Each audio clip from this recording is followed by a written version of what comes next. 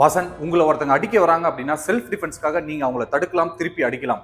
ஆனா உங்க ஃப்ரெண்ட் அஜீஸை ஒருத்தங்க அடிக்க வராங்க அப்படின்றதுக்காக நீங்க அவங்கள தடுக்கிறது சரியா இருந்தாலும் அவங்கள நீங்க தள்ளி விட்டது சரியா தவறா அப்படின்றத லீகல் பாயிண்ட் ஆஃப் வியூல பார்க்கலாம் வாங்க. செக்ஷன் 35 ஆஃப் பிஎன்எஸ் ஆக்ட் கிளியரா சொல்லியிருக்கு. என்ன அப்படின்னா, every person has a right to defend his own body and the body of any other person against any offense affecting the human body. Self defence அப்படின்றது நம்மளை மட்டும் பாதுகாத்துறது கிடையாதுங்க. எந்த மனிதரா இருந்தாலும், எந்த ஒரு ஹியூமன் பீயிங்கா இருந்தாலும் அவங்களுடைய உடம்புக்கோ இல்ல தன்னுடைய உடம்புக்கோ ஆபத்து விளைவிக்கிற ஒரு விஷயமா இருந்தா அதுக்காக நம்ம செல்ஃப் டிஃபென்ஸ் பண்ணலாம் அப்படின்னு சொல்லிட்டு செக்ஷன் 35 ஆஃப் பிஎன்எஸ் ஆக்ட் கிளியரா சொல்லியிருக்கு. இந்த சினாரியோல ஒரு குடிகாரர் அஜீஸை அடிக்க வராரு.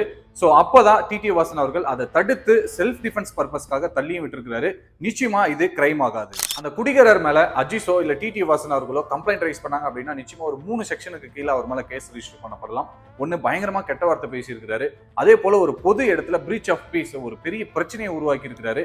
அதே போல அங்க வேலை செஞ்சுட்டு இருந்த ஒரு நபரை ஹர்ட் பண்ணிருக்காரு, அதாவது பயங்கரமா பிடிச்சி அடிச்சிருக்காரு.